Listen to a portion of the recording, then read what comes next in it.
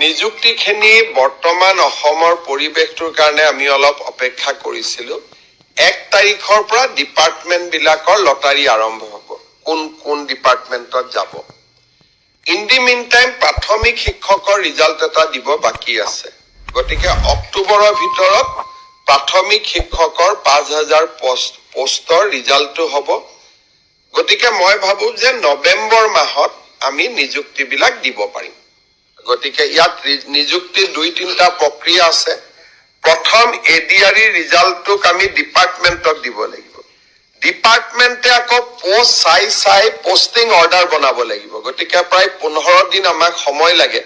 এইকেইটা দিন অসমৰ পৰিৱেশৰ কাৰণে কোনেও অফিচত কাম কৰিব পৰা নাছিল, চবৰে এটাই টপিক চলি আছিলে। সেইটো কাৰণে আজি কালিৰ পৰা আমি কামত হাত দিম। ফ্ৰেন্ডছ সকল, চিফ মিনিষ্টাৰ ছাৰে কি কৈছে আপোনালোকে নিশ্চয় ভিডিঅ'টো সম্পূৰ্ণ ভালদৰে চাইছে। তো চিফ মিনিষ্টাৰ ছাৰে এইটোৱে কৈছে যে আপোনালোকে এপইণ্টমেণ্ট লেটাৰ লাভ কৰিব অহা নৱেম্বৰ মাহৰ পৰা। তো ইমান দিন কামখিনি ষ্টপ হৈ আছিল, কাৰণ আপোনালোকে জানে যে বৰ্তমান যিটো পৰিস্থিতি হৈ আছে সেইটোলৈ কামখিনি পিছুৱাই গৈ আছে। তো ফ্ৰেন্ডছ সকল, এতিয়া কথা হ'ল যে নৱেম্বৰ মাহতে আপোনালোকে এপইণ্টমেণ্ট লেটাৰ পাব আৰু নৱেম্বৰ 1 তাৰিখৰ পৰা কামখিনি যি কামখিনি ষ্টপ হৈ আছিলে সেই কামখিনি আৰম্ভ কৰিব অহা নৱেম্বৰৰ 1 তাৰিখৰ পৰা। অৰ্থাৎ আপোনালোকে যিসকলে ADRE গ্ৰেড 3 গ্ৰেড 4 তাৰপিছত অসম পুলিচৰ যিসকলে পাছ কৰিছে, যিসকলে কোৱালিফাই হৈছে, সিহঁতৰ এপইণ্টমেণ্ট লেটাৰ অহা নৱেম্বৰৰ ধৰি লওক 15, 16, 17 তাৰিখতে আপোনালোকে এপইণ্টমেণ্ট লেটাৰ পাব। এই এপইণ্টমেণ্ট লেটাৰ অনুযায়ী পোষ্ট হিচাপত যিটো ADRE গ্ৰেড 3 গ্ৰেড 4 আছে বিভিন্ন ডিপাৰ্টমেণ্টত দিব, তাৰপিছত পোষ্ট হিচাপত আপুনি পোষ্ট দিব, সেইভাৱে কামটো হ'ব। তো ফ্ৰেন্ডছ সকল, এতিয়া কথা হ'ল যে আপোনালোকে নৱেম্বৰ মাহতে এপইণ্টমেণ্ট লেটাৰ পাব। ধৰি লওক 15, 16 তাৰিখত এপইণ্টমেণ্ট লেটাৰ পাব। এটা আইডিয়া এটা কৰিব পাৰি যে 15, 16 তাৰিখত আপোনালোকে এপইণ্টমেণ্ট লেটাৰ পাব। ADRE গ্ৰেড 3 গ্ৰেড 4 লগতে অসম পুলিচৰো এপইণ্টমেণ্ট লেটাৰ পাব। যিসকলে পাছ কৰিছে, যিসকলে অসম পুলিচৰ AB UB কনষ্টেবল, তাৰপিছত গ্ৰেড 4, তাৰপিছত SI AB UB commando battalion, তাৰপিছত গ্ৰেড 4ৰ 3rd গ্ৰেড, তাৰপিছত 4th গ্ৰেডৰ যিসকলে পাছ কৰিছে সিহঁতে অহা নৱেম্বৰতে আপোনালোকে এপইণ্টমেণ্ট লেটাৰ পাব।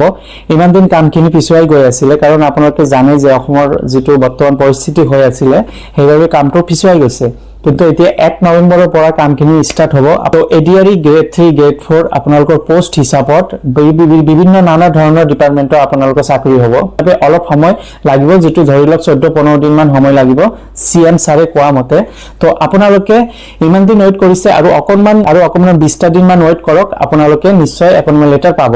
আৰু এটা গুড নিউজ, যিসকলে টেট পাছ কৰি আছে প্ৰাথমিক অৰ্থাৎ LP স্কুলত যিসকলে অলৰেডি পাছ কৰি আছে সিহঁতৰ বাবে 5,000 মান অক্টোবৰত লাষ্টৰ পিনে ৰিজাল্ট দি দিব। তো আপোনালোকৰ যিসকলে অলৰেডি পাছ কৰি আছে, ইমান দিন ৱেইট কৰি আছিলে, আপোনালোকৰ প্ৰাথমিক অৰ্থাৎ LP স্কুলৰ আপোনালোককো এইবাৰ ৰিজাল্ট দি দিব। যদি আপোনালোকৰ নাম থাকে তেন্তে আপোনালোকে চাকৰিটো পাই যাব। তো ফ্ৰেন্ডছ সকল, এই অক্টোবৰৰ লাষ্টৰ পিনৰ কথা কৈছে যে 5,000 মান আৰু ভেকেঞ্চি বোৰ্ডৰ ৰিজাল্টটো মুকলি কৰি দিব। তো ফ্ৰেন্ডছ সকল, যিসকলে অলৰেডি পাছ কৰি আছে সিহঁতে এই 2-3 দিন মানৰ ভিতৰতে আপোনালোকে ৰিজাল্ট পাব। অক্টোবৰৰ লাষ্টৰ পিনে কৈছে, যদি ধৰি লওক আজি অক্টোবৰ 24 তাৰিখ আৰু 25, 26, 27 আৰু 6 দিনৰ ভিতৰতে আপোনালোকে এই LP স্কুলত যিসকলে অলৰেডি পাছ কৰি আছে প্ৰাথমিক নিযুক্তিৰ আপোনালোকে এপইণ্টমেণ্ট লেটাৰ আপোনালোকক ৰিজাল্ট দিয়া হ'ব। যদি আপোনালোকৰ নাম থাকে তেন্তে আপোনালোকে এপইণ্টমেণ্ট লেটাৰৰ বাবে নৱেম্বৰ মাহটো ৱেইট কৰিব পাৰে। নৱেম্বৰতে খাটাং আপোনালোকে এপইণ্টমেণ্ট লেটাৰ পাই যাব।